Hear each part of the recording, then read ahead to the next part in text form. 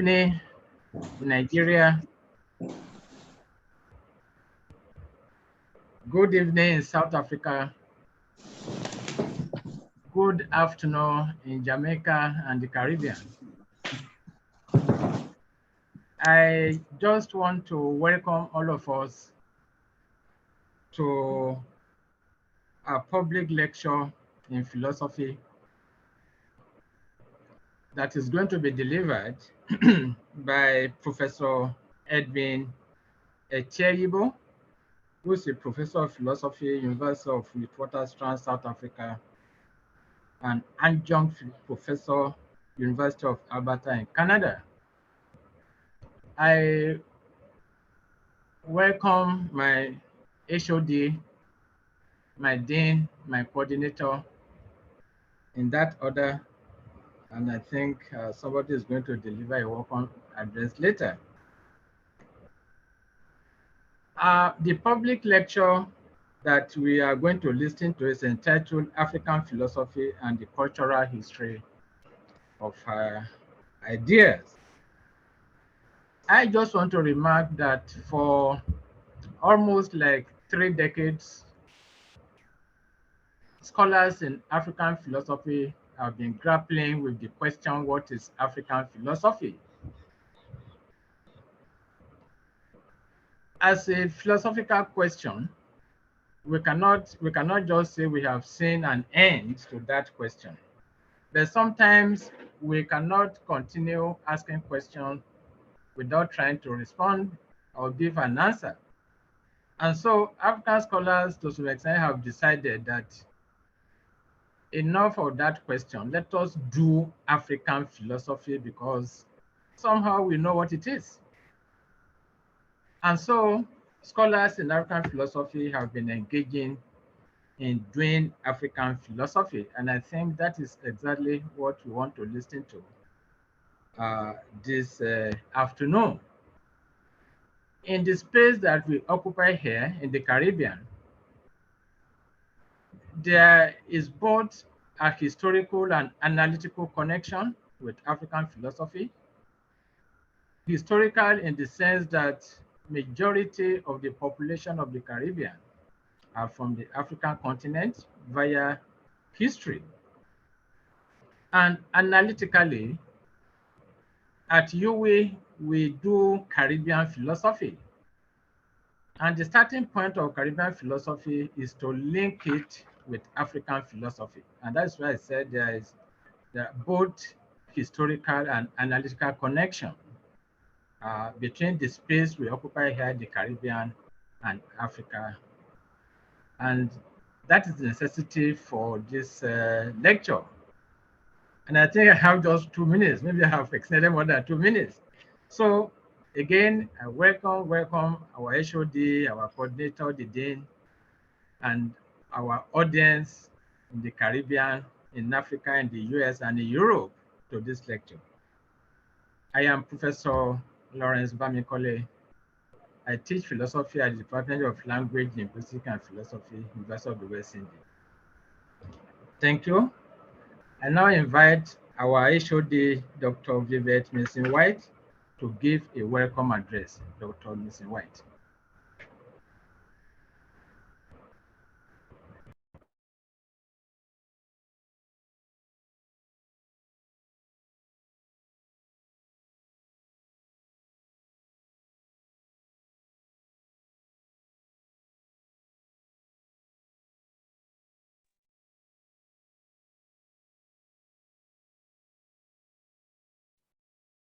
Moderator, Professor Lawrence Bamikole, Dean of the Faculty of Humanities and Education, Professor Sylvia Kuenberg, Coordinator of the Philosophy section, Dr. Rotimi Omoshulu, other distinguished guests, esteemed colleagues, invaluable students, greetings.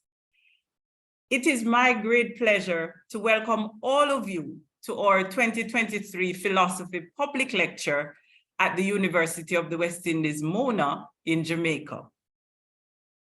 As an esteemed institution, the University of the West Indies and this Mona campus takes great pride in its commitment to fostering intellectual curiosity, scholarly inquiry, and critical thinking.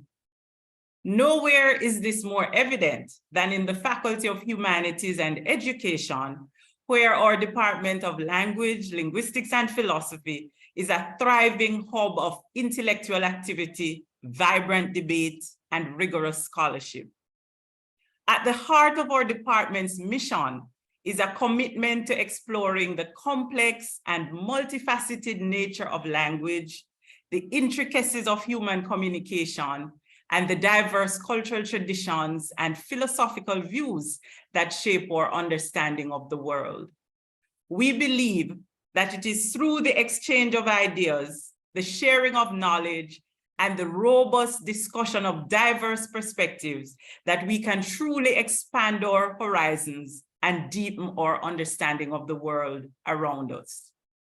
In 2022, we had the privilege of hosting a distinguished guest speaker, Professor Anna Doimut from the University of Cape Town in South Africa.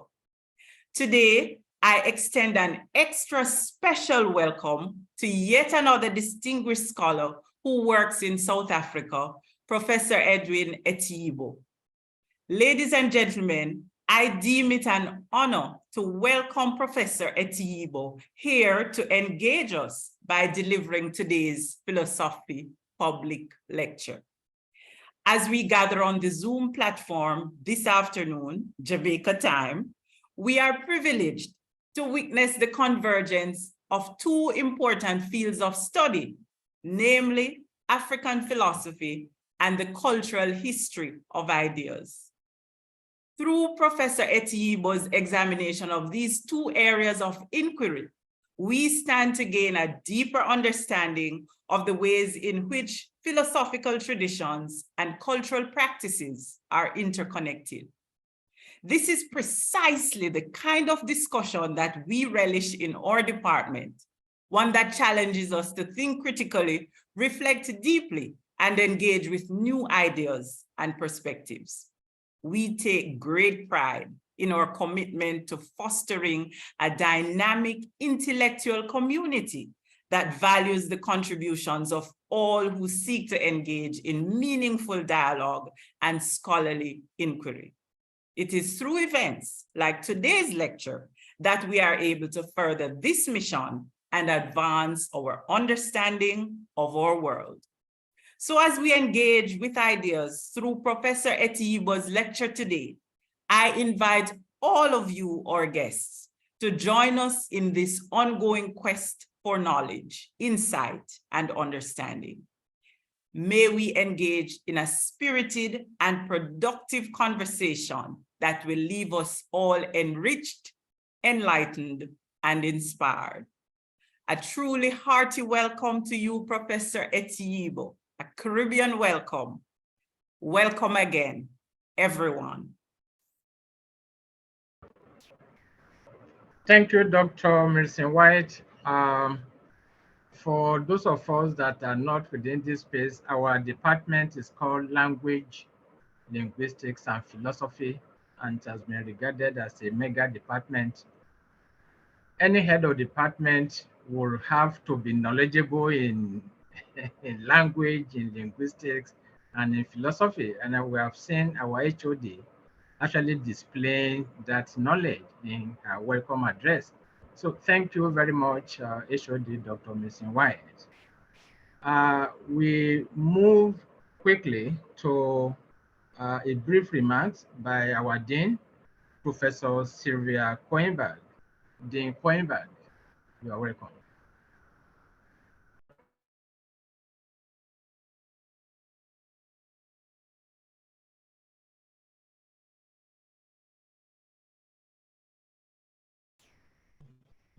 Excuse me, Prof. The Dean is not live.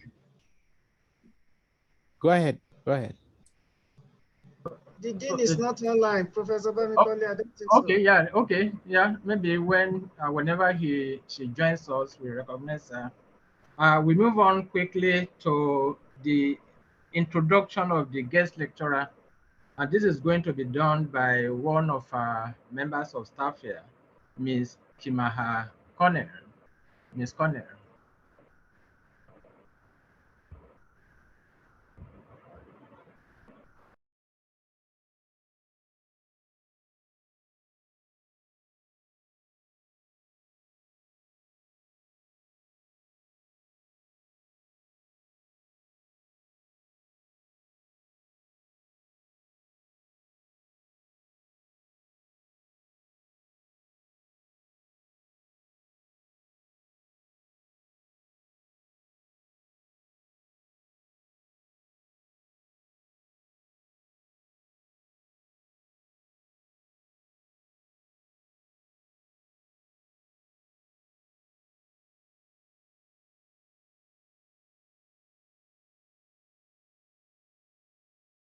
Ms. Connell, are you there, please?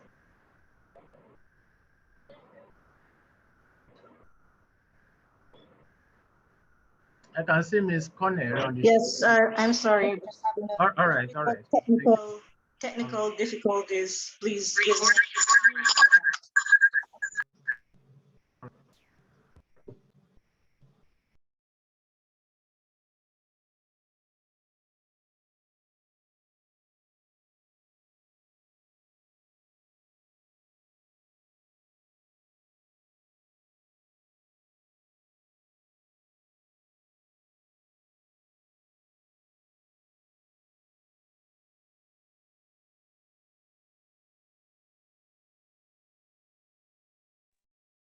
Good afternoon, everyone.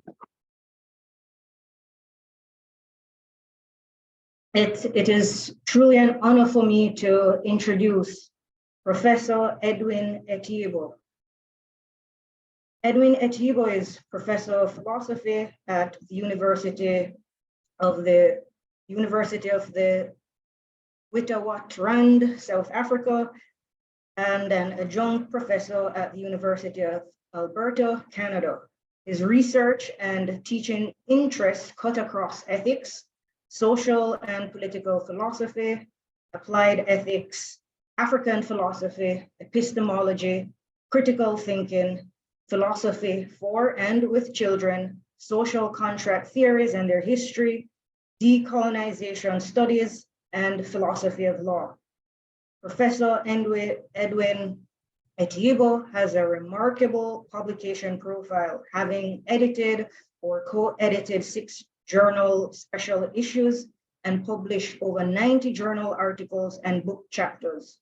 In 4 years, between 2018 and 2022, Professor Etieyibo has authored or co-authored, edited or co-edited 12 books. And these books are Disabilities in Nigeria, Attitudes, Reactions, and Remediations, Perspectives in Social Contract Theory, Decolonization, African Sensation and the Philosophy Curriculum, Method, Substance, and the Future of African Philosophy, Ka Osiso Onye, African Philosophy and the Postmodern Era,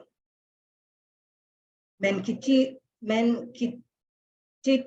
on Community and Becoming a Person, Deciding on Unition, Themes in Consensual Democracy in Africa, Africa's Radicalism and Conservatism in 2 volumes, volume 1 and 2,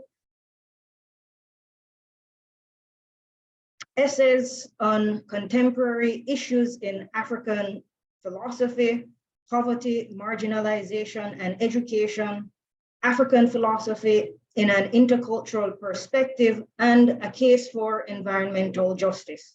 Professor Etieyibo served for 4.5 years as the editor-in-chief of the South African Journal of Philosophy.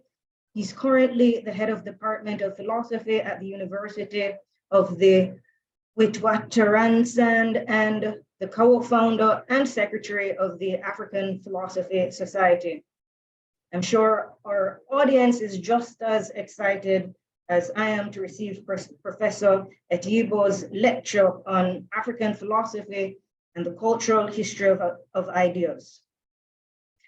We're having this lecture virtually, so I'm going to ask our audience, all our participants online to make their virtual reaction. I will clap on behalf of our audience. I'll just imagine that my clap will welcome Professor Etieyibo.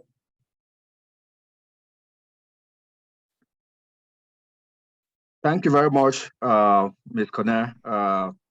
Thank you, Head of Department, Dr. Miss White, and our moderator, Professor Bamikole, as well as our Dean, who probably will join us later on. I want to thank the Department of Language, Linguistics and Philosophy at the University of West Indies. The privilege to be among you to deliver this public lecture.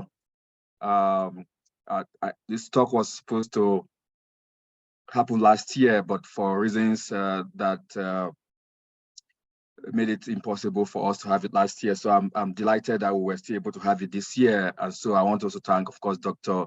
Rotimi Omosolu, who has been very dedicated and in a very good way to this cause of having me to speak to all of you today. As has been remarked, I'll be speaking on African philosophy and the cultural history of ideas, and as Dr. Mason White has eloquently indicated, I would be cutting across a number of disciplines: philosophy, cultural history of ideas, you could say cultural studies. In fact, as we'll find out as we go along, that I would also be speaking in areas that relate to poetry. All right.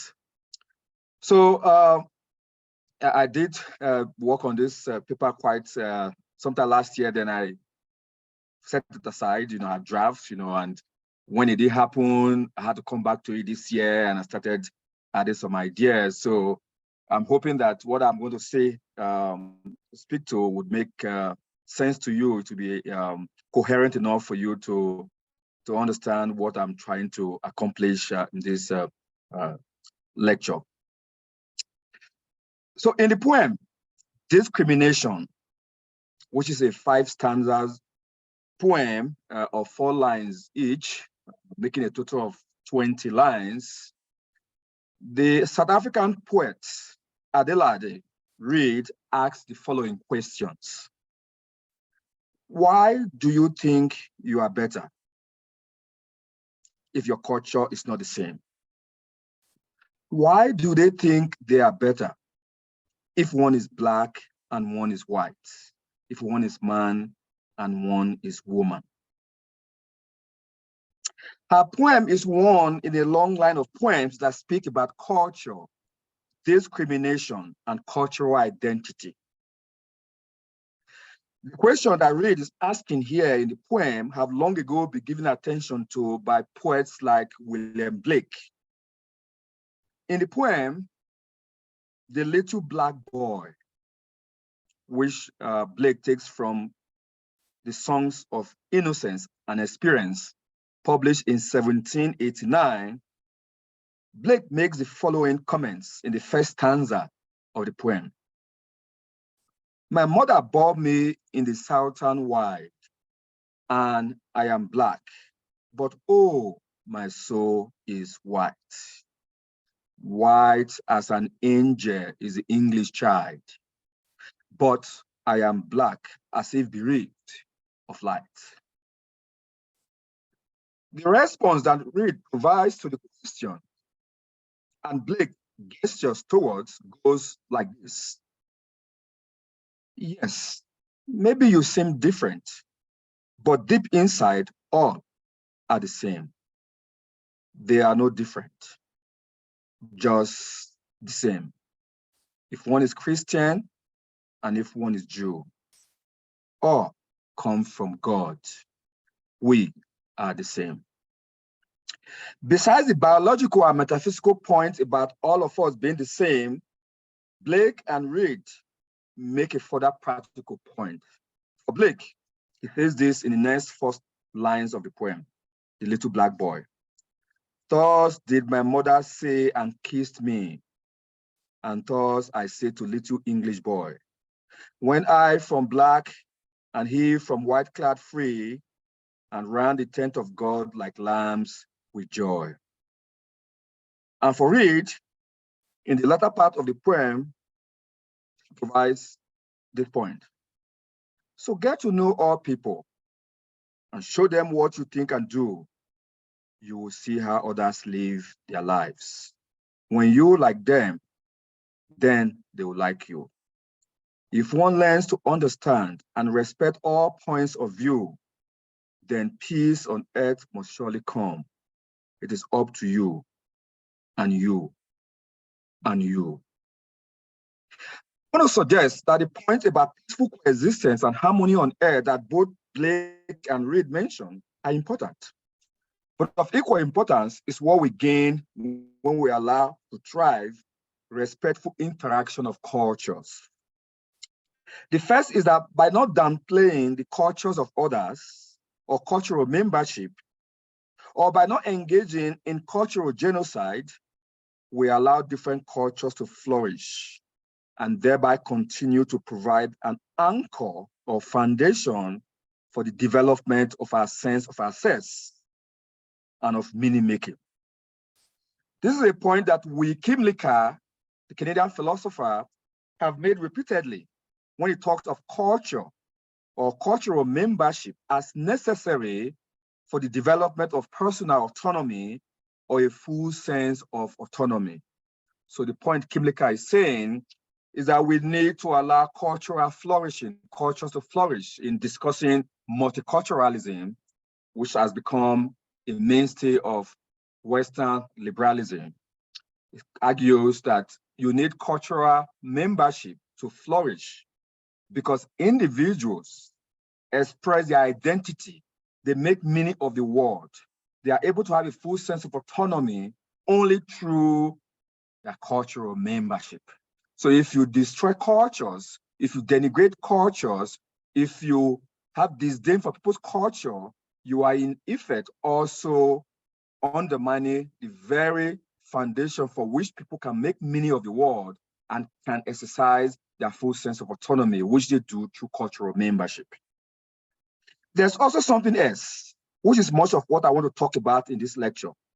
And that is what we gain from the interactions of cultures in the area of cultural history of ideas, which emerges from cultures, or simply the way in which ideas are formed and developed within the context of cultures.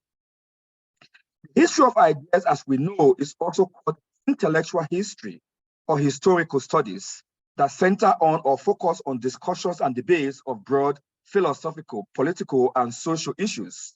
In the history of ideas, we engage with or study the history of human thoughts and of intellectuals, people who conceptualize, discuss, write about, and concern themselves with ideas. Because the history of ideas is simply the cultural history of ideas, insofar as this is a recognition that ideas neither emerges from a vacuum or develops in isolation from both the thinkers who conceptualize and apply those ideas and the context of culture where they think from or about. When one concerns themselves with the cultural history of ideas, one attempts to explore the development of ideas within a given socio-cultural space. It could be global, it could be African, it could be Asian, it could be Western, it could be American, it could be Caribbean, both from a range of interdisciplinary angles and their receptions and contexts. We understand the importance of ideas in shaping our further thoughts and ideas and our world. Ideas are what actually shape our world. And these ideas come from context of culture. And in terms of the cultural history of ideas, the importance is that the more we allow ideas to emerge from cultures, the more we put them within the context of the history of ideas, the more we position ourselves as humans in being able to develop further ideas and in shaping our world in ways that are more comprehensive, better for all of us. When we engage with the cultural history of ideas, we may concern ourselves with the following topics. What is the nature and substance of our ideas? How have such ideas or their nature evolved over time? How have these ideas been influenced and received by different social and cultural conditions? How significant are these ideas to a lived experience? In this lecture, I will be loosely concerned with 1 and 4. 1 is what is the nature and substance of our ideas. 4 is how significant are these ideas to a lived experience. My concern with 1 and 4 will be in connection with African philosophy, where African philosophy refers to the practice of raising, formulating, and engaging with a set of culturally original questions about the full range of philosophical issues within an African life world for Africans. Consequently, one should understand my business here of the cultural history of ideas as one that is concerned with philosophical ideas in African social cultural space. Earlier on, Professor Bamikole talked about how African philosophy in the 60s and 70s used to be focused on the question of its existence, what you might call the meta-philosophical question. Is African philosophy? If it is, what is the substance of African philosophy? More currently, in the last 20 years, African philosophers have been concerned, as he did remark quite correctly, the concern has been with substantive issues in African philosophy. What is African philosophy and how do we move African philosophy forward? So this talk is in that spirit, in the spirit of thinking about what African philosophy is, not from the metaphilosophical point of view, but from the substantive issues of what constitutes some elements or ideas of African philosophy and how these are related to the cultural history of ideas. When we speak of cultural history of ideas within a philosophical practice, we are implicated in what I would call cultural philosophy. Thus, we ought to take cultural philosophy or cultural history of ideas in the context of philosophy as bringing up the notions of intercultural philosophy, which is related to both aspects of global or world philosophy and comparative or cross-cultural philosophy, all of which are open to exploring a wider range of traditions for new ideas. However, the former intercultural philosophy is different from the latter, that is world philosophy and comparative philosophy. This is because comparative philosophy is concerned with including all the philosophies of global humanity in its vision of what is constituted by philosophy. It's hard. It's into dialogue, various sources from across cultural, linguistic, and philosophical streams. And for world philosophy, it takes the view that different philosophical approaches may engage more substantively with each other to solve philosophical problems. At the heart of global philosophy is the search for new horizons with the aim of improving our clarity about philosophical issues. But for intercultural philosophy, it goes beyond comparative juxtaposition or bringing various sources into dialogue as in comparative philosophy, or just looking for available resources to better assist us to provide more compelling solutions to problems as in world philosophy. Rather, intercultural philosophy calls for one, serious engagement with the social, economic, ethnic, ethical, political, and historical differences of different groups, peoples, and cultures. Two, recognition of the equality of theoretical contributions from different peoples, regions, and traditions of the world. And three, integration of these different theoretical contributions into an open discourse on various theoretical issues, problems, and solutions. Simply put then, the notion of cultural philosophy embodies the idea, first of all, that philosophy, as the love of wisdom, is the love of ideas that are situated culturally. And secondly, that philosophy belongs to all of us. The notion of cultural philosophy is not just the idea that we all do philosophy or philosophize in different ways, but that there is no cultureless philosophy. There's no philosophy without culture. In a sense, therefore, all philosophy is cultural philosophy. This makes philosophy an important part of cultural history of ideas, insofar as our love of and for wisdom enables us to provide insight into our ideas or the ideas embedded in culture by critically engaging with them. I want to talk about the cultural history of ideas from an African philosophical space. I will do this in three areas. First, philosophy as given us by and from Egypt, which is more of a methodological point. The two other areas are more substantive. This is in the areas of the African communalistic account of moral personhood and the African ethics of beauty. I begin first with the first point, the methodological point. Egypt gave us philosophy. Egyptian philosophy offers us one of the most important African philosophical and cultural traditions. Indeed, the suggestion is that it is not only the earliest philosophical tradition in Africa, but also in the world. several ancient Greek philosophers, Isocrates, Pythagoras of Samos, Plato, and Aristotle, take Egypt as a place of wisdom and origin of philosophy. Isocrates, for example, says this: all men agree the Egyptians are the healthiest and most long of life among men. And then for the soul, they introduce philosophies training. So talks about Greek writers traveling to Egypt to seek knowledge. One of them was Pythagoras of Samos, who Plato notes was first to bring to the Greeks all philosophy. The influence of Egyptian philosophy on Pythagoras can be seen in the Pythagorean concept of acus matter, also known as symbola, which is translated as oral saying, and refers to the collection of all the sayings of Pythagoras as divine dogma. According to Ian Rutherford, this concept, as the Egyptologist Joaquin Quack has demonstrated, is indeed indebted to the demonic wisdom of the Egyptians. This statement, the dialogue, Phaedrus, further shows and highlights not only the Greek respect for the Egyptians' love of wisdom, but also the point that Egyptian philosophy predates Greek philosophy. He knows that the Egyptian thought invented numbers and arithmetic, and most important of all, letters and philosophical thought.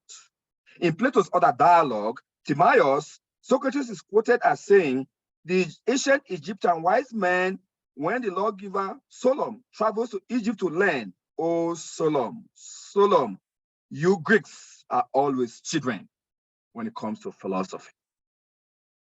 Aristotle also gestures towards Egypt being the original land of philosophy. In his book, Politics, he states that Egyptians are reputed to be the oldest of nations, but they have always had laws and a political system. To conclude this section, let me say something briefly about the word philosophy. The word philosophy is said to have come from the Greek word philia and sophia, philia being love and sophia being wisdom. But the final Greek word philosophos, lover of wisdom, is now recognized to have been borrowed and translated from the Egyptian term merek, which literally means lover of wisdom or knowledge. And Hostetron knows that in 2005, the book of Thought, which originates partly from the 12th century BCE, according to Quark, was finally collected and translated into English by Richard Jasnow and Arturo Donjix. One idea that is central in this text is a discussion of the one who lost wisdom, Merek, or philosopher, who is a scholar who desires to know the wisdom of thought, of books. According to Richard Jasnow and Arturo Donjix, the word Merek has a striking Egyptian parallel to Greek philosophers. In fact, they say the Greek philosophers comes borrowing from the Egyptian Merek. So what's the point about this? That if we want to understand the history of cultural history of ideas and philosophical thought, we must situate the beginning of philosophy to have begun from Egypt in Africa. Africa, of course, as we know, as anthropologists and paleontologists will tell us, is also the origin of humans, where early humans have been discovered. So both in terms of philosophy, both in terms of cultural, philosophical idea, both in terms of beginning of humans, Africa is a place, is the center. In fact, it's not by coincidence. If you look at the map of the world, you see that Africa is the center of the continents. And so when we begin to do cultural history of ideas, we must be very authentic. We also must be truthful to recognize where ideas come from, the context, and be able to also, in doing that, show the origin. And that's part of what this idea of philosophy, beginning from Egypt, presents us.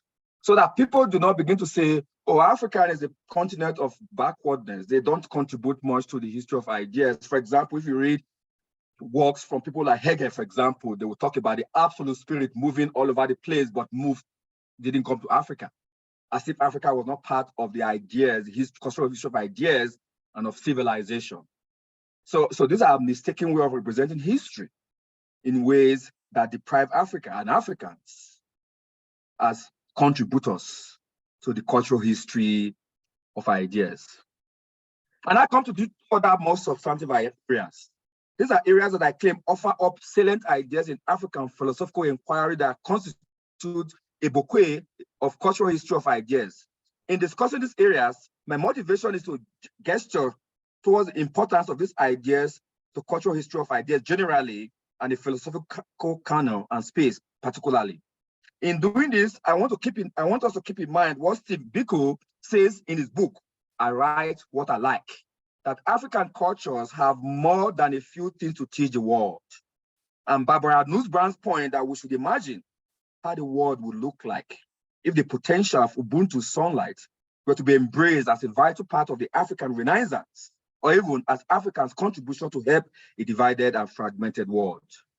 And what I'm suggesting then is that African moral personhood and African ethics of duty are African philosophical and cultural history of ideas that do have the potential to shine a light on and energize modern social and cultural life.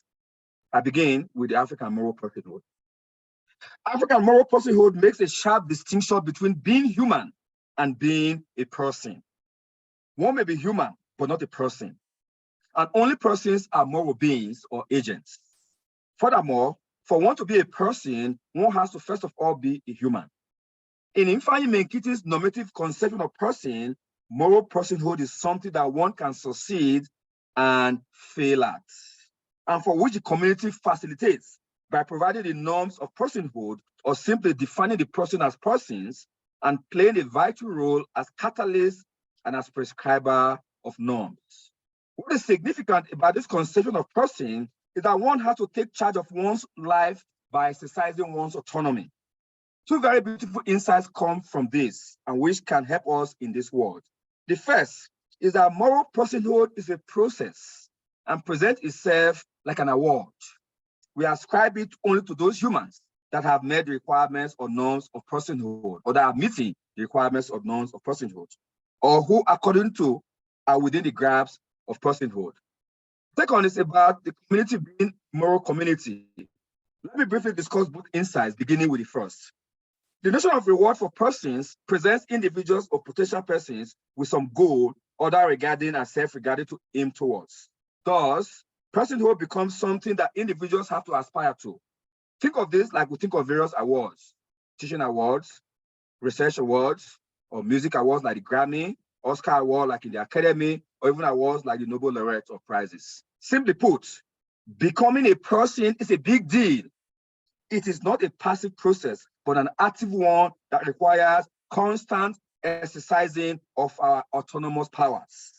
The idea that moral personhood is a process suggests that we are always in the business of becoming person or becoming something other than we are or humans.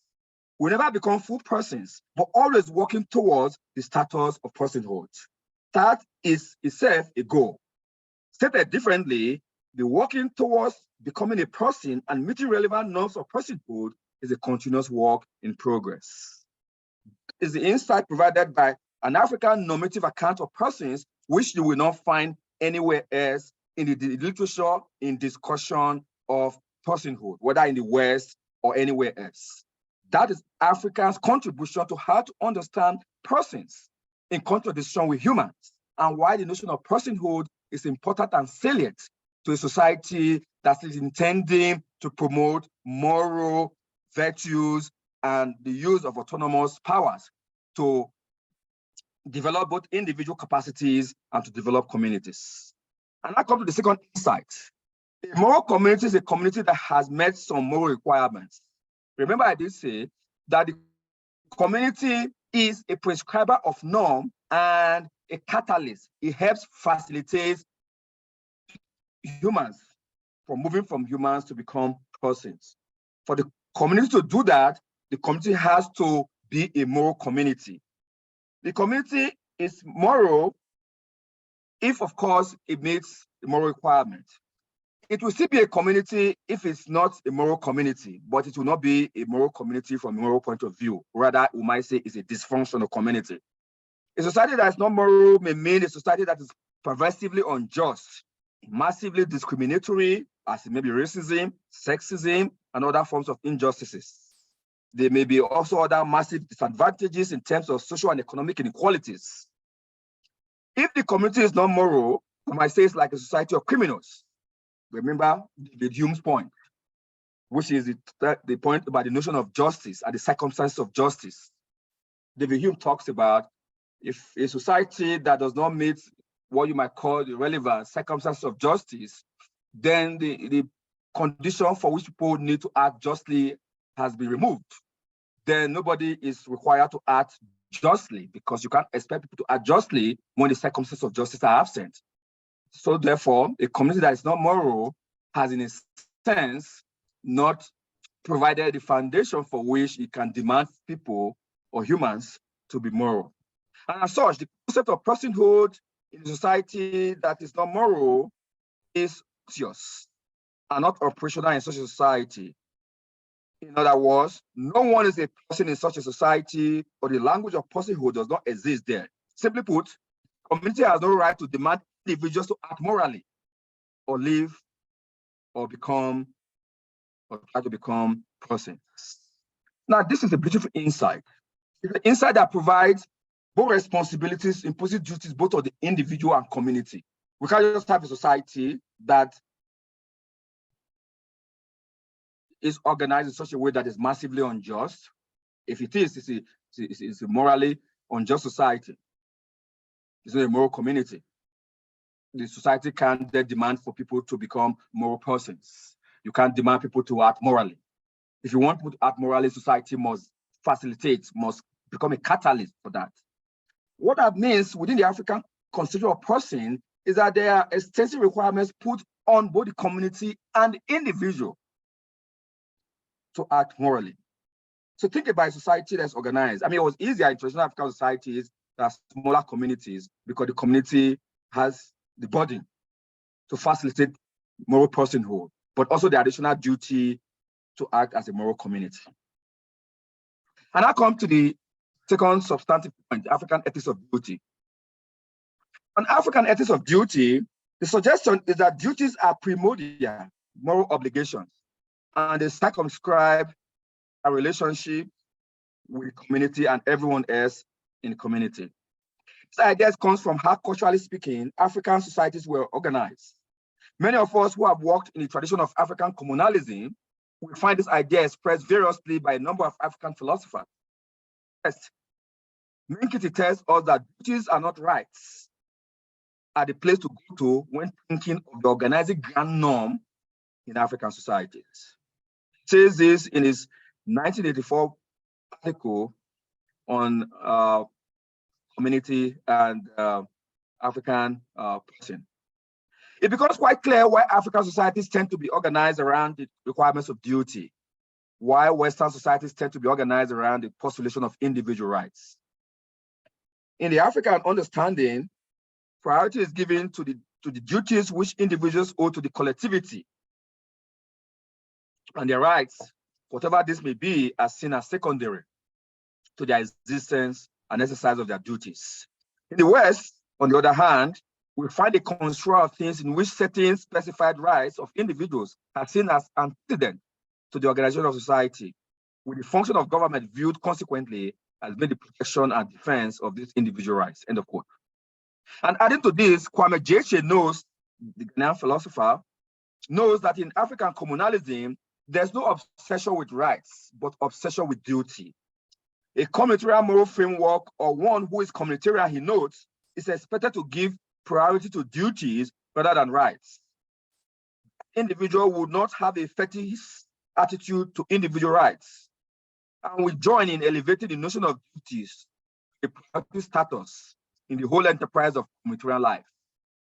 Comparing the African communitarian moral framework, qua ethics of duty, and the Western individualistic moral framework, qua the ethics of right, he says, and I quote, all these considerations elevate the notion of duties to a status similar to that given to the notion of right in Western ethics.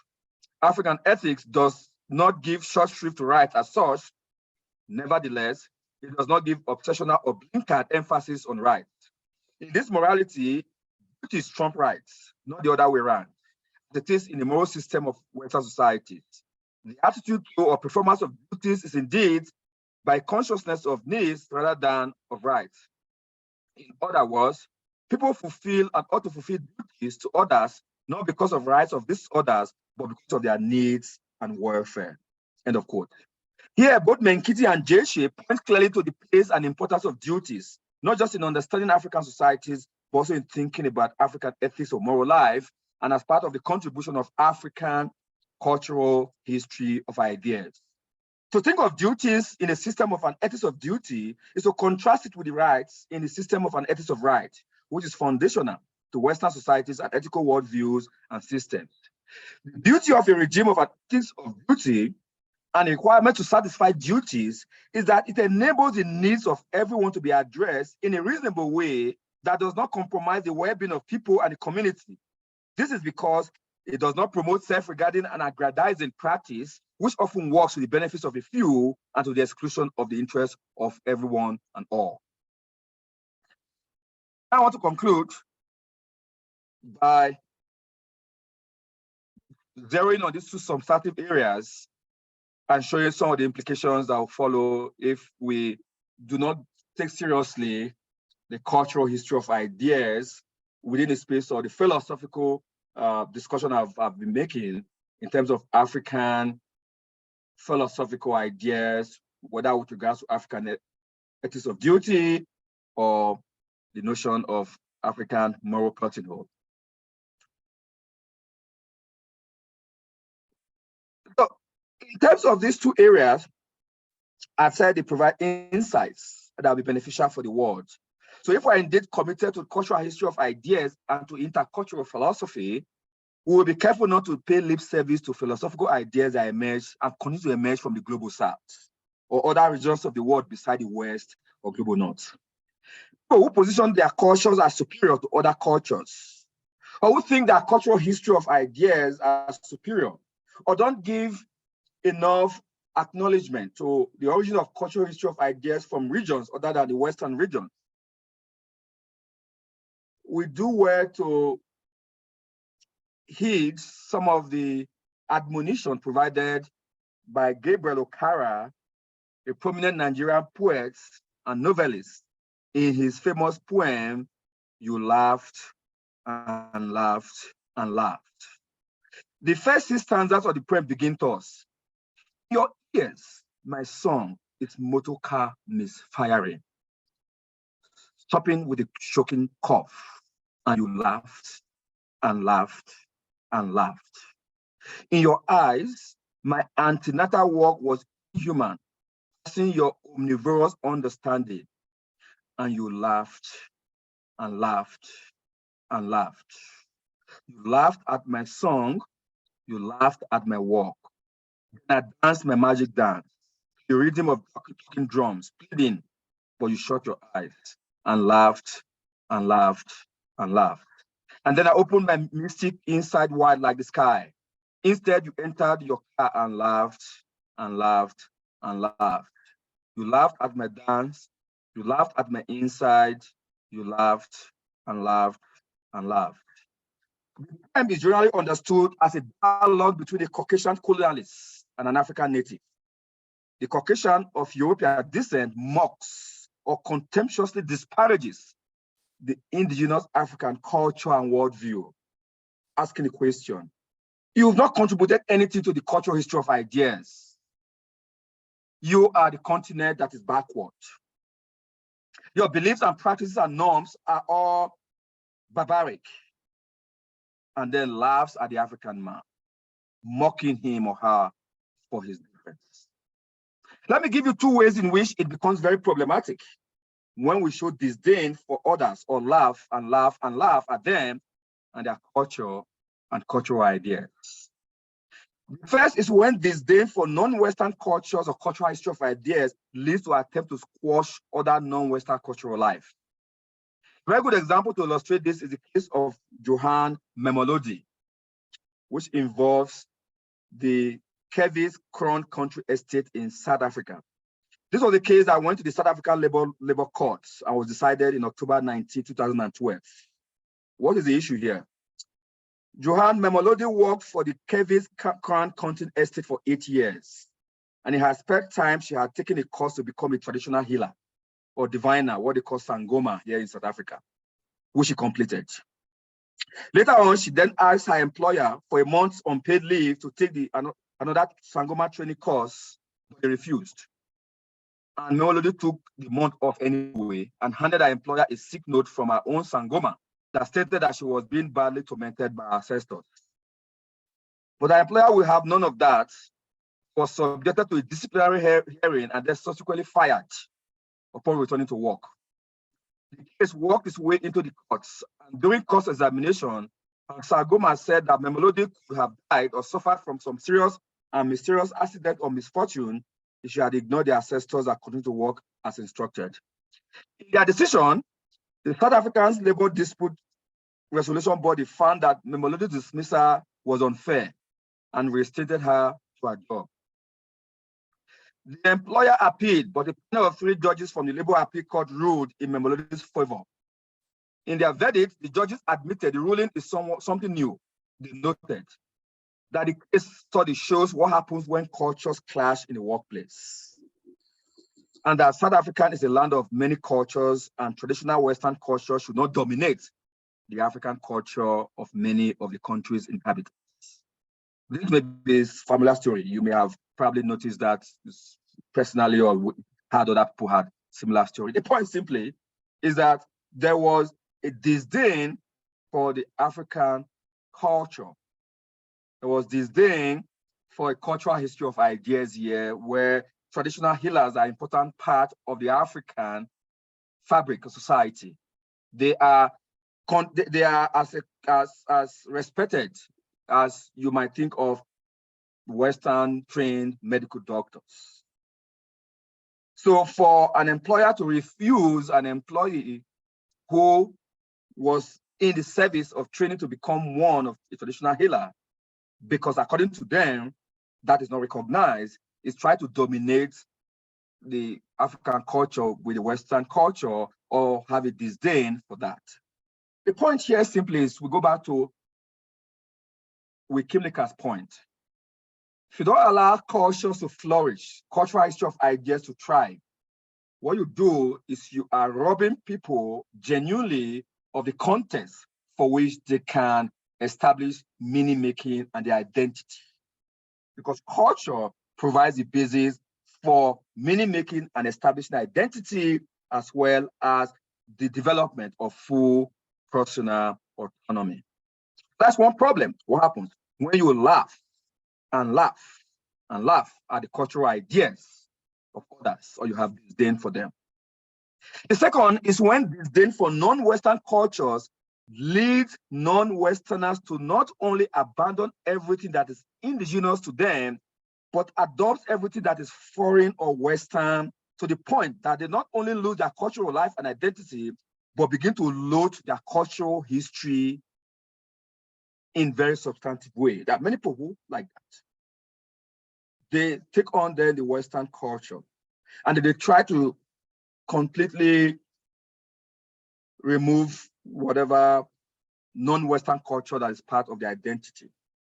In fact, I remember when I was doing my undergraduate studies at the University of Lagos, there are people who we sort of mock, who have not traveled out of the country, but they speak in such a way that they speak as if they want to speak the accent, in the accent of Western English speakers. And so it's kind of a bit bizarre, because you wonder what is the motivation for that? Is it because you think your own accent that you have is inferior, or that there's one superior accent that you have to adopt? So you have people who then eventually end up almost like as if taking the entire cloth of their cultural identity from their cultures. They embrace everything that is Western, and they end up having what you might call, not even the case of hybrid identity that Ali Mazrui talked about, but then they end up having sort of a conflict of identity. They are neither here nor there, because there's no way you completely Western, obviously, and then you have left your identity, your cultural root, to completely become what it is that you're not. That happens when when people are confronted with every day they are told, what they hear is your culture is stupid, is barbaric, is inferior, is idiot, they laugh and laugh and laugh at a cultural history of ideas. And quite interestingly, this is a discussion that philosophers have had, African-American philosophers have been very clear about some of this discussion in the context of racism. For example, W.E.B. Du Bois writes in his magnus opus, The Souls of Black Folk, talking about where people now live their life behind the veil of race, which results in the double consciousness and the sense of always looking at oneself through the eyes of the others. You've lost that completely because you don't look at yourself from your own point of view, your cultural point of view, your cultural identity. You now look at yourself from the eyes of the others. You develop a double consciousness that creates a problem for your own identity. This, one might say, is the case that Phyllis Whitley portrays in a very short poem. Many of us will know Phyllis Whitley, who is she is one of the first. You know, a lot of ideas are put in poems. She wrote a lot of poems and poetry, and belong to the early tradition of what you might call the Harlem Renaissance. You know, of course, she's African American. So in her short poem of 8 lines entitled "On Being Brought from Africa to America," the poem reads, "It was mercy brought me from a pagan land, taught my benign soul to understand that there is a God, that there's a Savior too.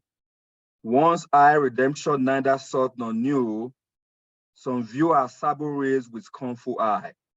Their color is a diabolical dye. Remember, Christians, Negroes, Black as kin, may be refined and join the angelic train." Let me just spend some time and talk a bit about this poem and how it fits into the category of the double consciousness that the book talks about, and how that creates problem for individuals who now have to abandon their cultural identity, and then, of course, fail to recognize the importance of their cultural contribution to the cultural history of ideas. The first line, Phyllis Whitley says, "It was mercy brought me from pagan land." Whitley takes our origins to be from Africa, which she called pagan land, and which is contrasted with Christianity. But many may see this as controversial, since African, as pagan land, is indeed positioned as inferior to the Christian West. When you say pagan, it doesn't only mean that you're not Christian, but also seen as inferior, as in some sense, sort of kind of barbaric, kind of cultural, religious sort of worldview. So it's a bit curious that Whitley would position Africa in that context as if inferior to the Christian West. She says that it was mercy or kindness that brought her from Africa to America, which is a bit surprising, given that she, like others, were forcibly taken and sold into slavery. So it wasn't mercy, it was forced slavery into America. In fact, there is a suggestion that Whitley's poems were probably published. In fact, she became free. She published her poems in the UK, and then she was free, which is not something that happens quite often during the slave regime in the US. The suggestion is that her poems were probably published in part because they weren't critical enough of the slave trade, but they upheld what people consider mainstream view at that time.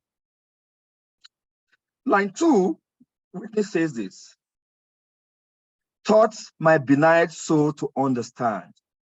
She takes her soul as benign or dark. Here she may be playing on the blackness of her skin, as well as the idea that the Western Christian world is the enlightened one. The soul is dark, in contrast with the Christian West that's enlightened. And then lines 3 and 4, she says that there's a God, that there's a Savior too. once I redemption neither sought nor knew. And from the land, as she says, she's now in the presence of God and Jesus Christ, the Savior. In other words, her new life has in part a deliverance into the hands of God, who now save her soul. And the last line 8, says, may be refined and join the angelic train. Whitney concludes by declaring that Africans can be refined and welcomed by God, joining the angelic train of people who will join God in heaven. That's curious. Africans can be refined, as if they are not refined, as if they're barbaric. The point here simply is that it's not clear whether Whitney obviously believed all the things he mentioned in the poem, but the poem quite clearly seemed to be an apology for Africans who found themselves as slaves in America. And that sort of narrative may have brought her some recognition and in having her book published. But it fall into the narrative of painting the world as monoculture. The only culture that matters is the Western culture. Every other culture is barbaric, including the African culture. We are all enlightened. We are all barbaric. And until we receive God and Jesus Christ, until we get in touch with the Western ideas, we are behind. Remember our point earlier on, which we are not told. When I was doing philosophy at the University of Lagos, maybe some of you who also recognize this, the history books we wrote, the history book about the history of philosophy, were all history that tells us that philosophy began in ancient Greek, from Thales, Anaximander, Heraclitus, Pythagoras. No mention of the fact that Pythagoras and the others actually brought philosophy from Egypt into Greece. No mention of that. Why? Because, of course, mentioning that will be an acknowledgement that different cultures contribute to different cultural ideas.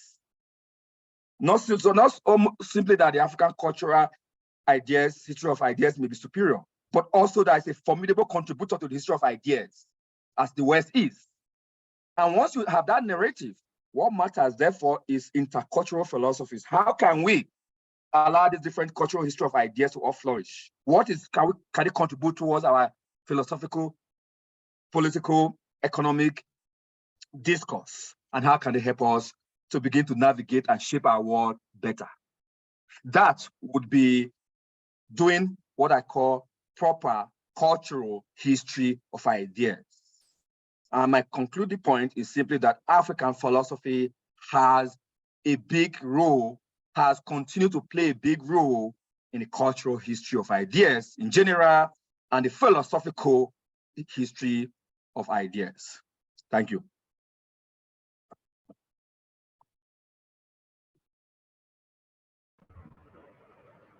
All right. Oh, mouthful of presentation. Well, just like Ms. Kimaha said that she could clap within her own virtual space.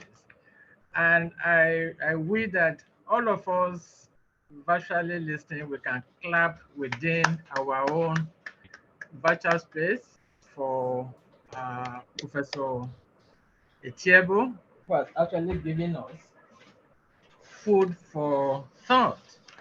Now, the next section in this presentation will be question and answer time. But before we come to that, I just want to make a brief summary of, from my own point of view, all of us have listened to the professor's presentation, but just putting all these points together, and then we now give room for questions. Professor Etieyibo started the presentation from an interdisciplinary point of view.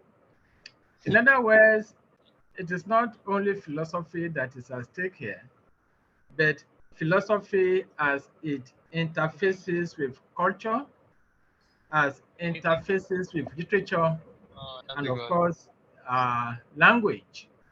Yeah.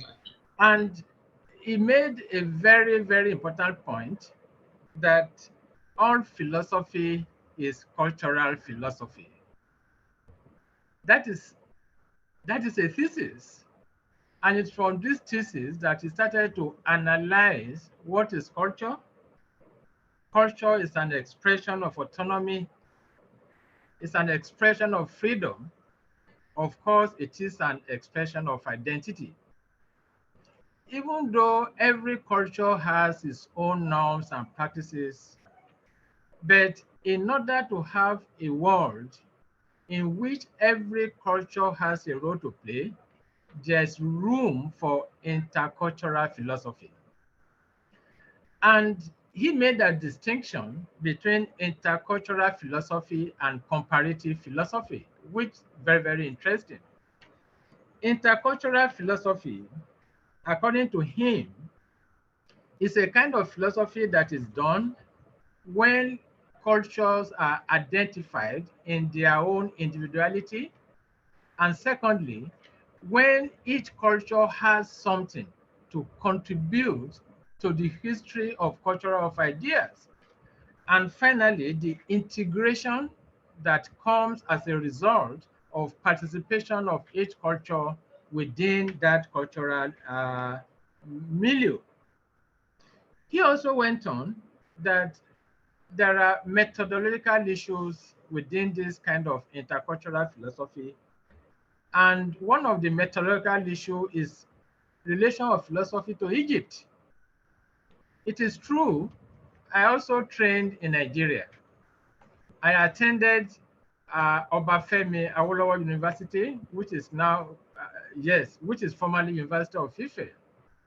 And I just want to say, before I actually hear about anything that is called African philosophy, it was in my third year. And funnily enough, it was an American, Professor Barry Allen, who actually taught to us African philosophy. Each time I continue to laugh to myself, But Barry Allen presented African philosophy from an unbiased perspective, not even assuming that he actually came from Western philosophy. He presented an unbiased and unprejudiced and balanced conception of African philosophy. It was at that time that I started to think that indeed there's African philosophy and it has a lot of contribute to the pool of philosophical traditions. One important point which our professor made was the contribution of African philosophy to world philosophy. And the point he made is in relation to personhood. He made us to understand that personhood is not a static conception. Personhood is a dynamic concept in which we have to work consciously in order to attain. And that is a very, very important point between what can be called Western philosophy and African philosophy. African philosophy is dynamic, it's an active engagement within what we call a moral community. And the moral community is not an atomistic community. It is a community in which all persons share certain things with one another. He also mentioned that one of the contributions of African philosophy to the history of ideas is the idea of African ethics of duty. When he mentioned this, it came to my mind that, of course, Immanuel Kant actually thought in terms of duty, in terms of the categorical imperative. But quickly, I understand that the point of view from which Professor Etieyibo is coming from is not an atomistic view, because when we look at Kant's ethics of duty, it is atomistic. It's talking in terms of the duty of the individual, okay? The categorical imperative that the individual will have to, to himself first, and maybe extension to other people. The framework in which Kant was philosophizing was individualism, whereas the framework from which Professor Etieyibo is philosophizing is communalism within the African context. And I think there is a significant difference both theoretically and practically. Because when we look at the practical aspect, it connects us with the theory. It tells us what we have to do as an African person and how African philosophy can actually contribute to world philosophy. And as a matter of fact, it made the point of Du Bois' idea of double consciousness. That is, some people, within the African context, because of the fact that we have been colonized, we have been enslaved, it's a mental capture, it's a mental colonialism. And therefore, sometimes we look at ourselves from the lenses of other culture, especially Western culture. And he thought this is a deflation, it's a violation of identity, the idea of double consciousness. And so we need to rewind again and continue to look at ourselves, first of all, from our own point of view, and then try to see what we can contribute to the pool of global culture. And I think that is also an important point. And of course, the conclusion that he made is that what is the contribution of African philosophy to the history of culture of ideas? And he has mentioned that that contribution is in respect of African conception of ethics of duty, okay? Not duty to your own self, we have duty to other people, duty even to the environment. As a matter of fact, this is our universe. We do not have, for now, any other universe apart from this. People have gone to Mars, people have gone to different places, but for now, this is our universe and we have to take care of it. It is a moral community. It is a moral community, and this is the point of view from which African philosophy has made a significant contribution to world philosophy. And from my own point of view, these are some of the summary points, the takeaway from our professor's presentation. Now, we want to open the virtual space for questions and comments. Okay, well, as the moderator, I have the authority, I have the power, not only authority, but the power to actually summarize. But when we come to question and answer time, please, we do not want another summary. We want questions. We want comments. Okay, and when we are doing this, let us identify ourselves. Let us identify the institutions to whom we belong, and then we speak. Thank you. And we have like 30 minutes to do this, and then we round up. Questions, comments from the virtual space. Thank you.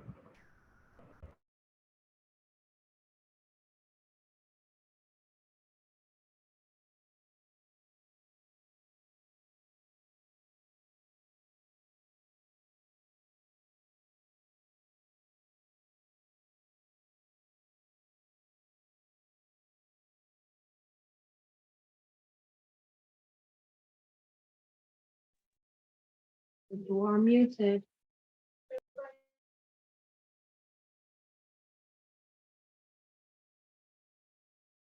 Prof. Bamikole, please unmute. We're not hearing you. Please, when did that start? Right after you said time to take questions. Oh, okay, all right, please. Okay, thank you. All right. Okay, now we have Professor Bala. Your question, please, or your comment, Professor Bala.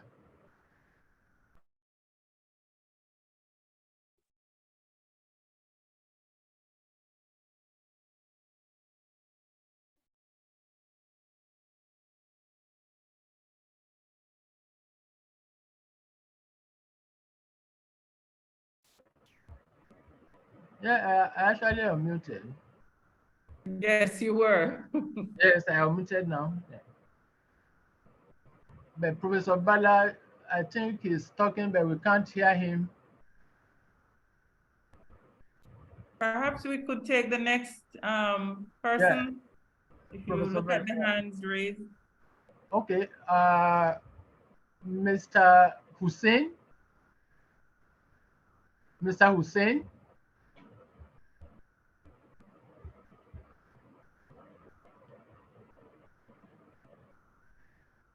it appears there's a general problem because Mr. Hussein is also talking, but we can't hear him. Hello, please, can you hear me now? Yes, I can hear you now, Mr. Hussein. Yes, thank you. Thank you very much. Yeah, that was a kind of insightful presentation from Prof. Thank you very much for that. My concern, or something like a question, is this, that of course, I've been looking at something about the concept of rationality or the concept of reason in the Western or in the colonial thought system. And then I want to find out from Prof, what relation does that have with African philosophy? How have you been able to, let me explain what rationality means. I'm talking about rationality in terms of objectivity and universality. And then I want to find out how has African philosophy been able to navigate this idea of objective knowledge and universal knowledge, and so on, because it looks like we are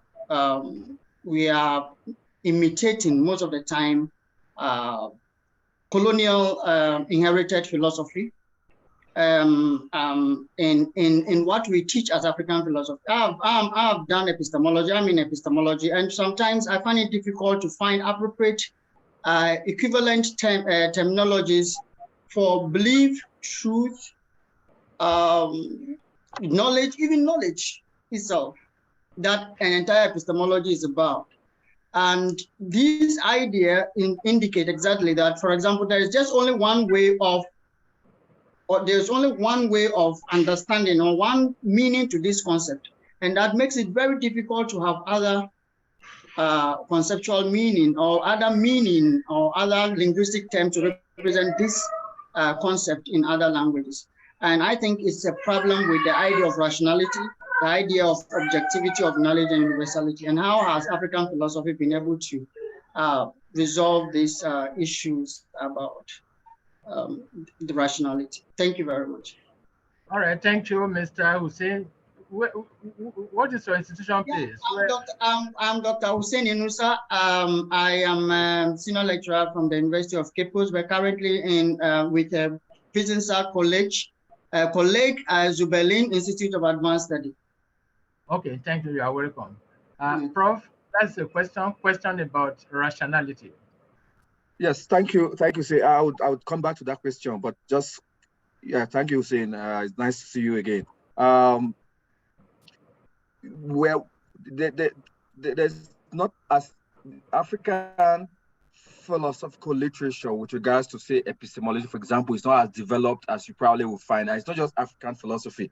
The same would be if you go to Chinese philosophy, for example, or East Asian philosophy. They are not as developed to a point where you have almost this sort of plethora of literature available. And we know why that is so. That is so precisely because of colonialism. You know, so when you have the West come to put a stop to your development in terms of the cultural development of ideas, you're obviously not going to develop those different parts of the intellectual space as much as it should have been developed if there wasn't that sort of intervention, external intervention that was negative, right? So you don't find as much as you find in the West, for example. But there's still a few there. I mean, even though not as much, there's still a few there you wish you know. For example, even within Ghana, Weridu has talked about the concept of truth, for example, right? You know, and where he discussed how that is different from the traditional correspondence theory of truth, you know. And if you go to even Barry Hallen's Yoruba moral epistemology, you know, he talked about how Yoruba ranks different aspect of knowledge in terms of Gbagbo, you know, and all that, and the way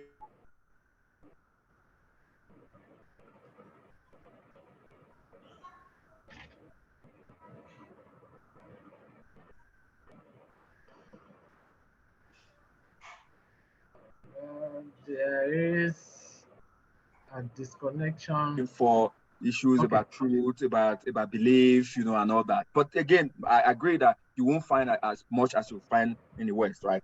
So that back quickly to your question about rationality, universalism. Now there is debate even within the Western philosophical space that if we begin with the question or the assumption that rationality is equivalent to universalism, you already began in the wrong way, because what that means is that you're ultimately going to, the answer you're going to get is simply that rationality that's universal is often the West. So that's what you're going to get.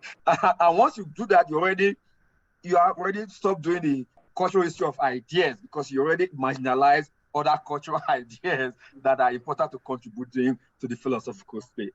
So the question that should be asked, you should be asking is, what is the nature of rationality within our different cultural history of ideas? You will find that in certain philosophical space, there is discussion of rationality as having universal dimension, but there's also the discussion of rationality as having very context dependent and being very specific.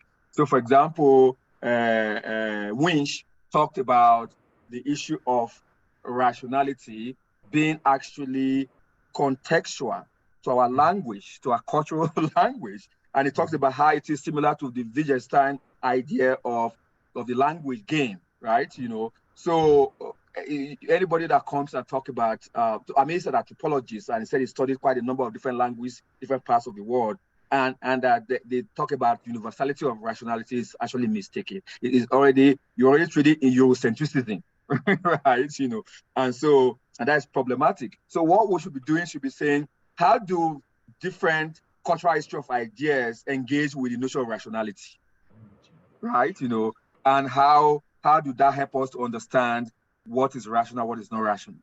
That's the research question we should be asking, not beginning with the already wrong assumption that rationality is universal. And then once we begin from there, we already exclude the discourse of intercultural philosophy.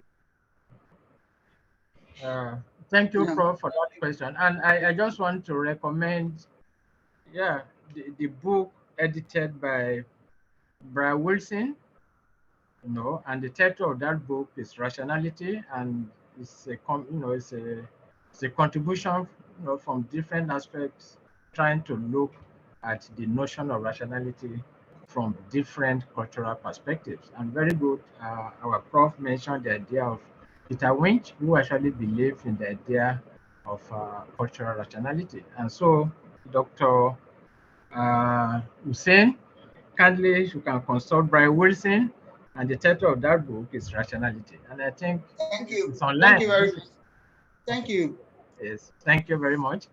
Now we come to Professor Bala. You are on now. Yeah, I hope I am audible, right? Thank you. You are recognized, not Prof. Yes. Yeah. Your question. Thank you so much, Professor Bamikole, for allowing me to state my views. Thank you, Professor Edwin Etieyibo, for this very intriguing lecture on African philosophy. I really enjoyed it thoroughly.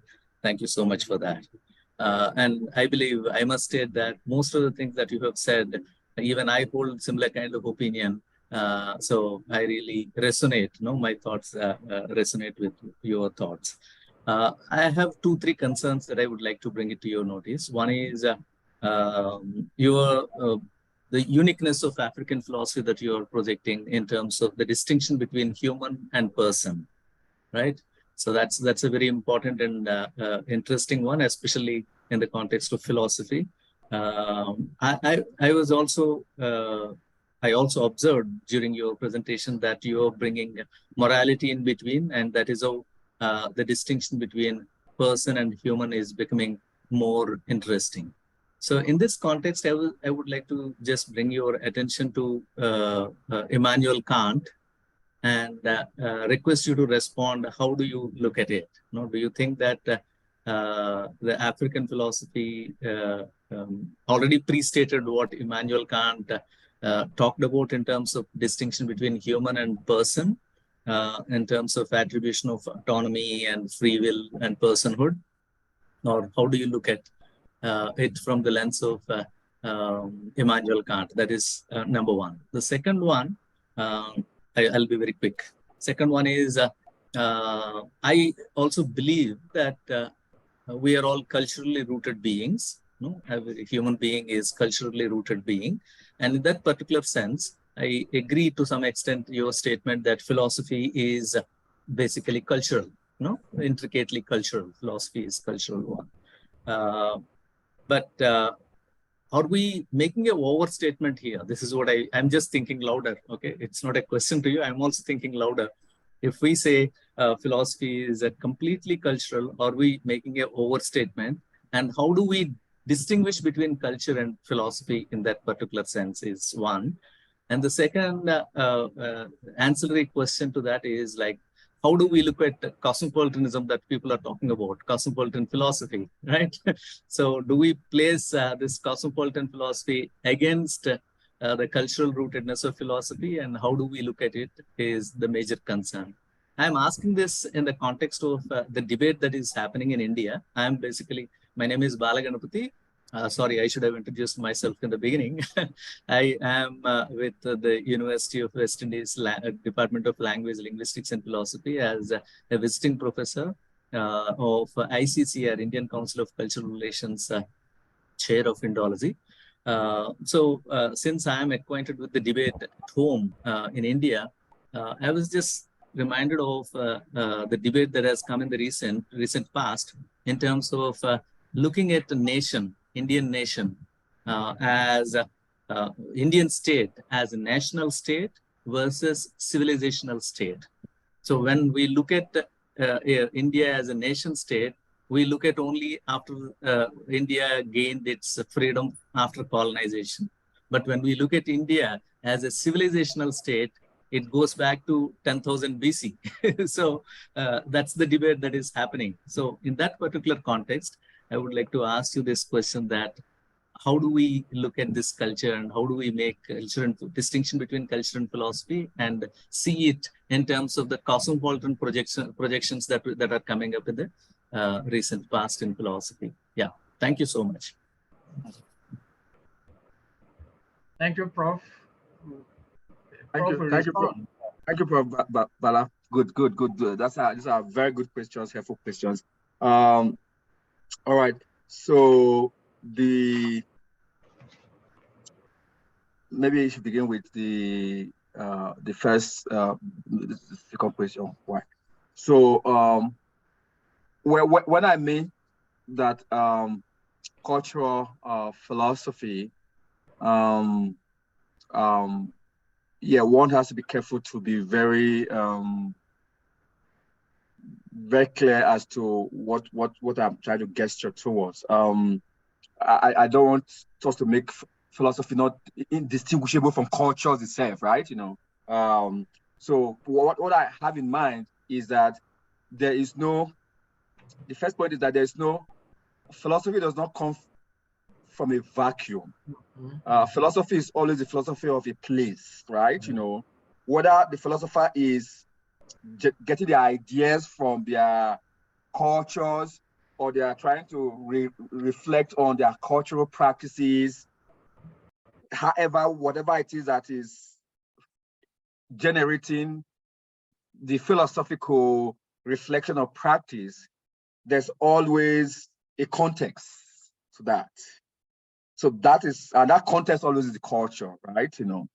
So that's what I mean by cultural philosophy. That philosophy is we always philosophize within the context of a particular culture. It may be your culture, or it may be a global culture. So, for example, if I'm writing about the caste system in India and I'm trying to question the injustice or the discrimination, of course, I'm doing philosophy based on cultural practice in India. My ideas are not coming from outside, from space, right? That is cultural philosophy in the sense, as long as you're engaging with cultural relevant ideas of practice in a given society, right? And that's how I think philosophy is. Anybody that thinks philosophy is not cultural, is not of any place, it may not be of a particular place. It could be global. You could be philosophizing from the point of view of United Nations Declaration of Human Rights, which may be a global culture, but it's still, let's say, context for that philosophy, right? It's a culture from that point where you depart. That's what I mean. Then the other question about I think the Indian case is quite interesting because, which is of course how old the civilization is, obviously, versus of course India as maybe, I don't know, 70 years ago got independence and all that. And that's why the use of culture is important, because when you talk about culture, Indian culture, then you actually take into account the history of the development of India, culturally speaking, as long as India has existed, not really context of the British independence, right? And so that would then take into account whatever Indian philosophers, scholars have done, contributed to ideas from the Indian philosophical or cultural space, would all be important point of the contribution. But then I think your other question was about the caste system, right? You talked about the caste system, if I understand it correctly, right? So, and that's interesting because I mean, it's one of the oldest institutions in India, right? And it's still obviously there in Indian, and of course, a lot of scholars have written about it, from different kinds of points, anthropological, economic, from point of view of justice, and all that.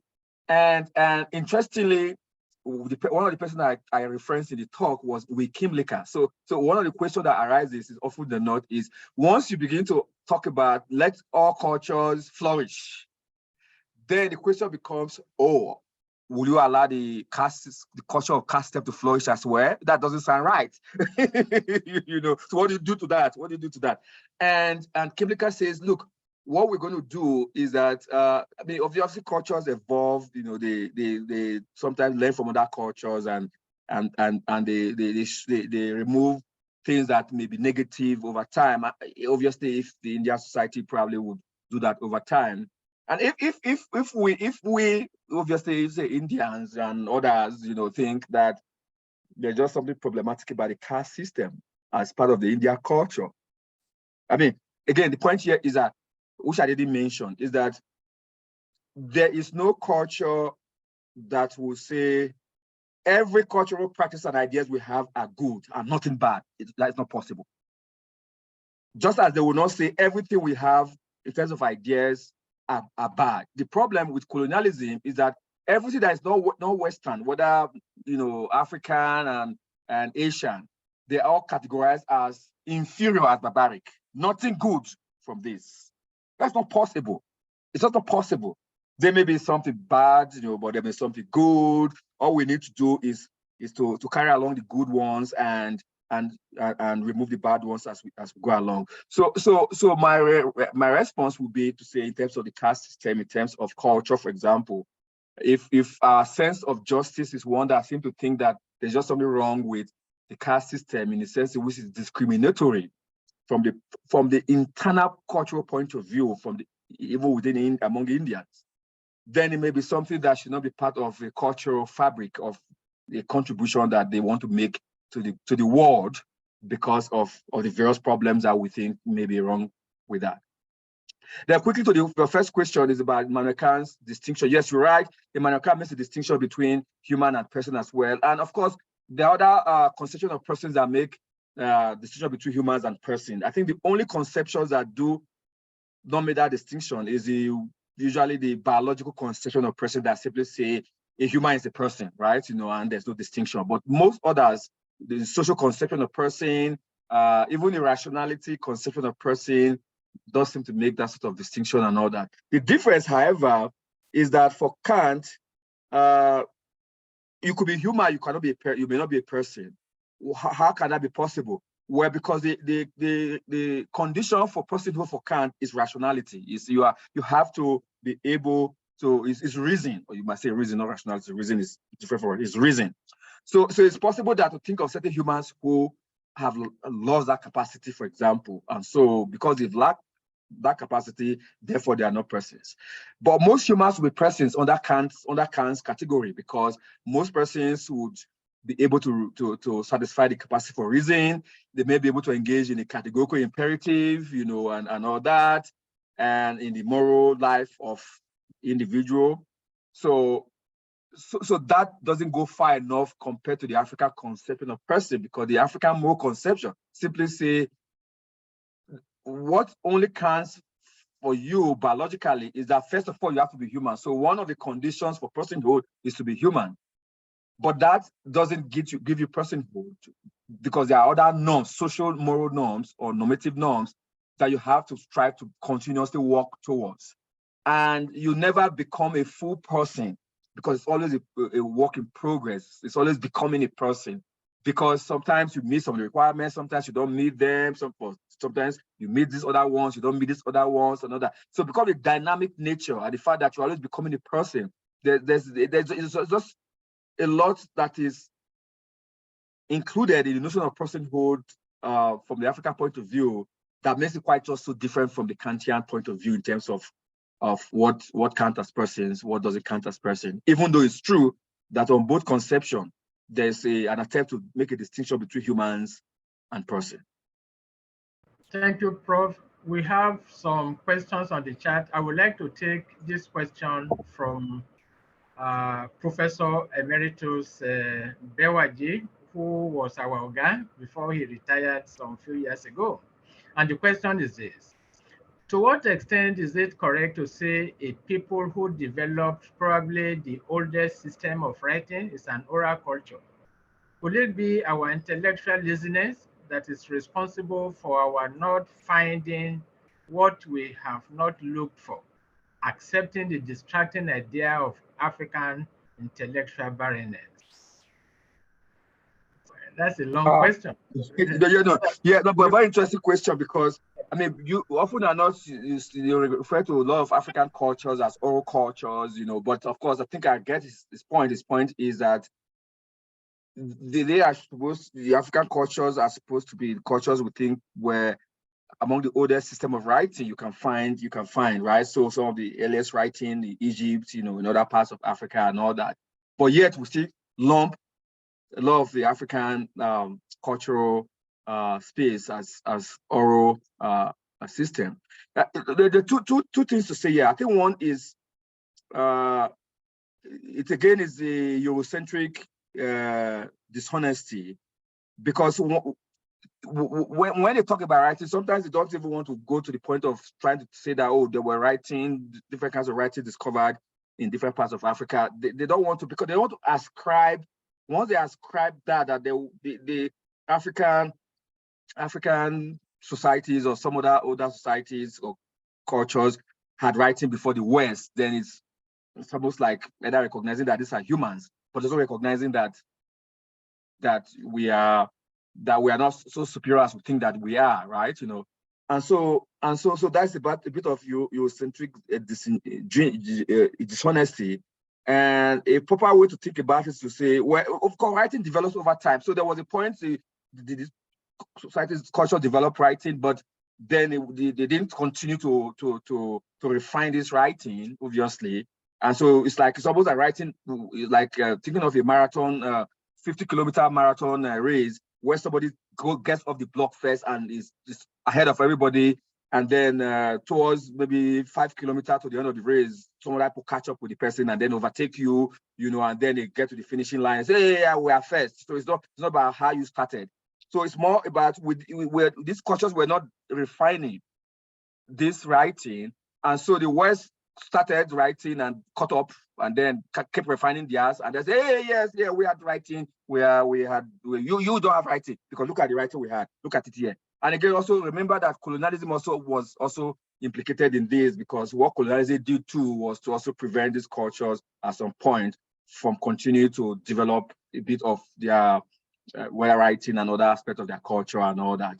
And so I would not call them, I will call them the cultures are both oral and non-oral. Maybe they're largely more oral, because there are a lot of other parts of Africa that they have writing. So yes, my answer to the question would be that that the labeling of all culture is more to do with trying to paint these cultures as inferior more than anything else.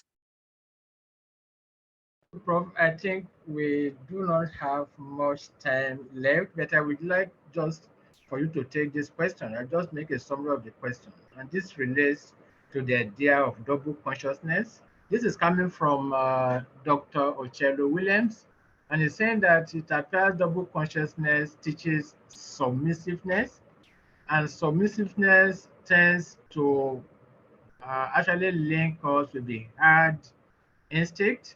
And the question is that what can be done to transcend the state of double consciousness? Yes. Okay, so I do read part of the question, which is that part of what is going on is an intentional move by the individual to try to fit with the head, right? So yes, and I think I did mention that somehow in my talk, maybe not as clearly as I should, which is that people who literally want to remove everything about their cultural identity because they want to present themselves acceptable to the other person who is looking at them, right? So the problem with the double consciousness is that instead of looking at yourself and try to define yourself and walk through within your cultural space, you try to fit into the other way of thinking and the other cultural way of seeing you. And how can you avoid that? How can we avoid that? Look, it's difficult because there is, I don't know what to prescribe what people should do other than maybe it's part of upbringing to maybe if parents instill respect for your own cultural space and confidence in your own person and where you come from as little as when you are in elementary school, maybe that will help, right? So for you to be able to not want to fit into the herd by then abandoning everything that is part of your cultural history or your cultural identity. But it's difficult. Again, people who want to fit into the herd and decide to abandon whatever the identity is have different kind of motivations, and it's difficult to know what. I don't think there's one motivation for all of them, but I would just say if one is confident enough about where they come from and are prepared to accept that there's nothing inferior about their cultural heritage, then there will be any need to want to try and fit into a head or a larger different culture that is different from theirs.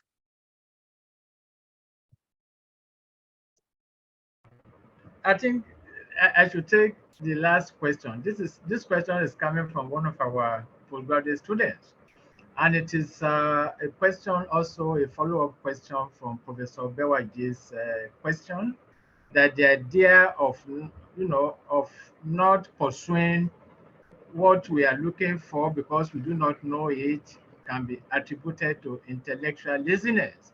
And the student is saying that, will it not be better to say Africans did not have the industrial advancement to standardize the writing system?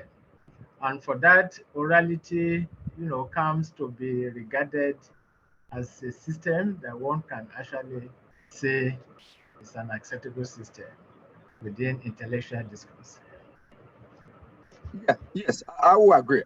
But I sort of gesture towards that to say the oldest cultural traditions that had writing started, just as Egypt had began with philosophy, but today people talk about Greece as a place of philosophy. So at some point, the West also now came on board with writing, but development of industrial development aided the ability to refine writing in the West, which Africa didn't have, or other parts of non-Western cultures didn't have. So, and of course, part of what prevented the development of industrial ideas or industrialization was also colonialism, right? So, like in Africa, for example, slave trade started 400, 450 plus years ago, which sort of also is an early, way in which Europe tried to decimate Africa by removing very able and both intellectually, mentally, and physically strong Africans away from the continent to America to help develop part of Europe and America. And then of course colonialism now came, and then that also didn't help because of course the industrialization didn't happen in the way it happened. But it wasn't like as if it would not have happened. So I give an example so that people know that if there was no colonialism, there probably would have been a sort of industrialization that would happen in Africa in different stages that may have aided development, right? So people, many of us may know this, maybe many of us may not know this. The Benin Empire, for example, two things about the Benin Empire, which is in Nigeria. They had a war that surrounded the whole of the empire. In fact, the war is said to be longer and bigger than the Great War of China, but it was destroyed during when the British came into Benin, and then they wanted to take over Benin. They destroyed it. That's number one. But the more important point is that there were street lights in Benin, in the Benin Empire, before colonialism took root in Benin. There were street lights where there were paraffin lights that were planted on trees and poles in streets around all over the Benin Empire. Now the point was that there were already this sort of level of development at that level. There were street lights in that sense before there were even street lights in London. All right. Now, of course, when British came, they destroyed all of that, and then of course they didn't have a chance to maybe improve on that, improve on the technology, or again think about technology or industrialization. It's not just come from one place. They still ideas from different places, and they put them together. So the Benin Empire didn't have the chance to develop and advance on all of that, and that can be said about a lot of African societies that encountered colonialism and how it prevented a whole lot of the trajectory of their development, and all that. So my point is that I agree with you that industrialization facilitated writing in the West, and it was absent in Africa, and so that also created this problem of why you didn't get the refining of writing in Africa, and that was partly because of colonialism. Thank you very much, Prof. I think we are going to take the very last question, and this one is coming from Ms. Kimaha Conner. Kim, please ask your question. Thanks for the presentation. My question is about this idea of personhood. Were you saying that only humans can be persons? Because I got the sense that you said, like, there is a process of moving towards personhood through a sort of moral development. So can there be humans who are not persons then? And what is the criteria for personhood? Why is personhood exclusive to, and also why is personhood exclusive to humans? How will this position ensure justice? Should there be the realization of a transhumanism, if transhumanism becomes a reality? And I ask this question within the context of the idea of history, where history is not strictly, it's not static, but can be reconfigured through the movement of ideas across timelines in both directions, both in the past, as well as in the present, and also the idea of responsibility. Because if we continue with the type of developmental framework that we have now, that many societies have adopted, and I'm talking about capitalism, which is driven by high consumption, then within the next 40 years, Africa is going to be in an extremely different, a vastly different position than it is now, where Africa and Nigeria is put at the top of that, where it will be, in the position of power. Then it means that the positions that we're taking now, whatever we're talking about now, it's not just important in the present, but these ideas are creating paths, or projections into the future. So we're talking about intercultural versus transcultural, and that's my question, comment. Thank you very much. Yes, look, very good question. Because so while only humans Yes. are the locus of personhood, I think the idea is that they are what you might call necessary conditions and sufficient conditions, and that being human is a necessary condition for. It's not a sufficient condition. One of the conditions is a necessary condition for personhood, but not sufficient. And the sufficient condition obviously would include the other things, which I'll talk to a bit in a moment. So again, the idea is that there are norms, there are social norms, right? It's a society that determines the norm. What's important about that is that it allows for society, norms to change over time depending on the society's interests, right? So the norms, you can have maybe 5 norms now, for example, or you can add to the 5 next year, or you can subtract on the 5 insofar as society always is dynamic and changes, to accommodate some of the sort of changes you are talking about, and allow for those possibilities in moving forward, right? But why do we need personhood? It's important. The part of the reason is that we want to hold that as something to aspire to some kind of reward that people will look up to, and so that you would give a reason for people to want to act morally, right? If you just say any person, humans can be person, then there is no motivation, right? In trying to become a person, there's nothing to look forward to. There's no some trying to meet any norm, right? Now, what about humanoids, or maybe I don't know, robots? All kinds of things that are not humans. Can they be persons? Which is probably part of what you're suggesting. I mean, it's not impossible if they meet the sufficient condition of morality. Normally, you would think, okay, they could be persons, right? But here is the problem: is that if you already define that being human is a necessary condition, then it may be difficult to have anything that is not human to be a person. But then your question, your comeback would be, but why must you have being human as a necessary condition, right?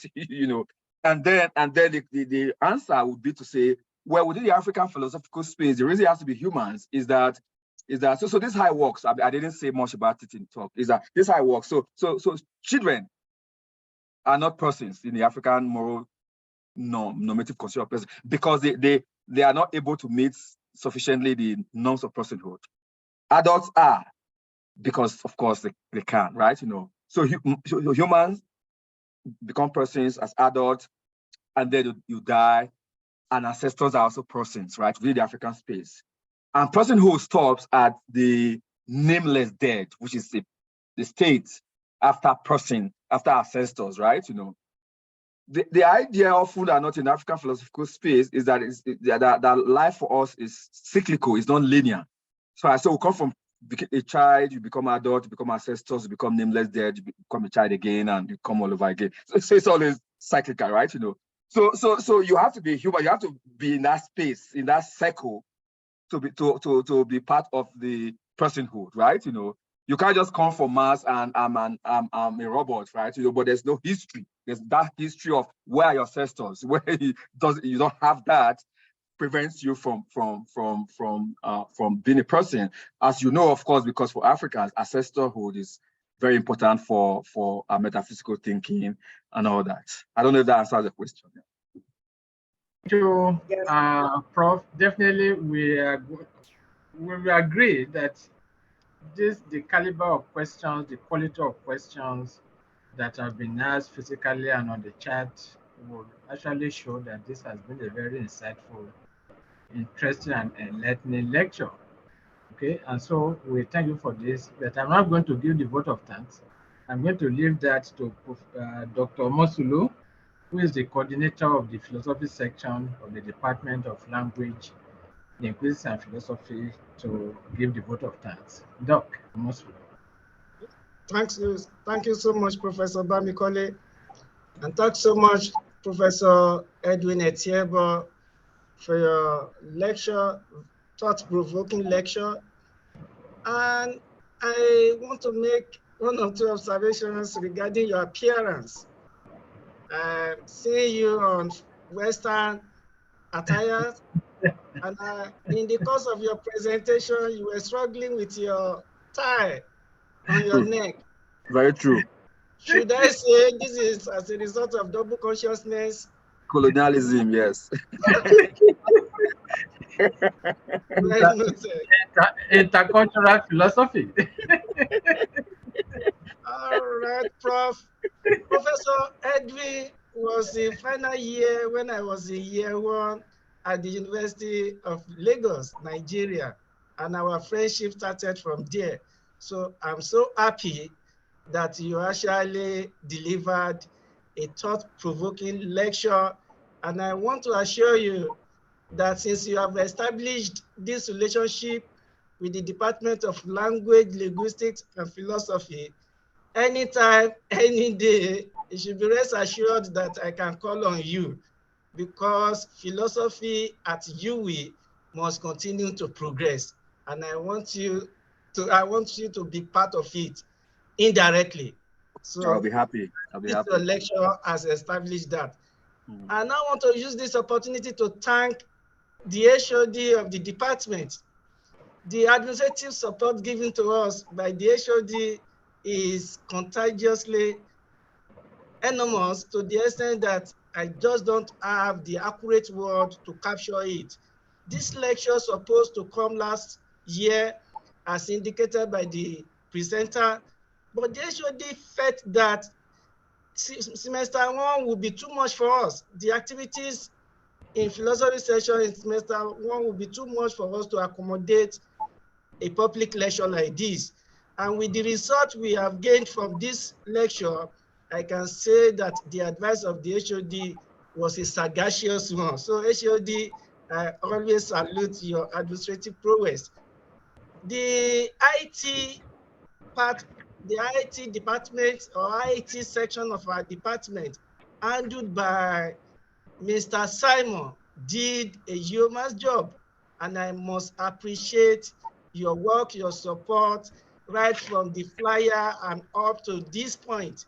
Mr. Simon, I cannot appreciate you enough. And the administrative members of our department, they played their respective roles in making this day a great outing for the department and for all the participants. So everybody in the house, I'm talking about participants, thanks so much for your questions, your comments, and your ability to even be in attendance, because at a point we had more than 85 participants in the house. And I think this is a great outing for everybody. So next year, a public lecture like this will surely come up from the department, from philosophy section, and I will always call on you when the time comes. Thanks, everybody. Bye-bye. Professor Edwin, I will communicate with you privately too. Thanks.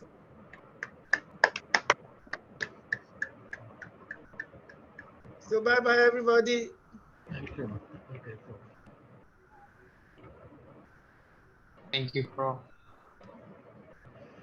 Thank you. Bye-bye. Thank you, Prof. Thank you, Dr. Thank you. Rotimi. Thank you. Yeah.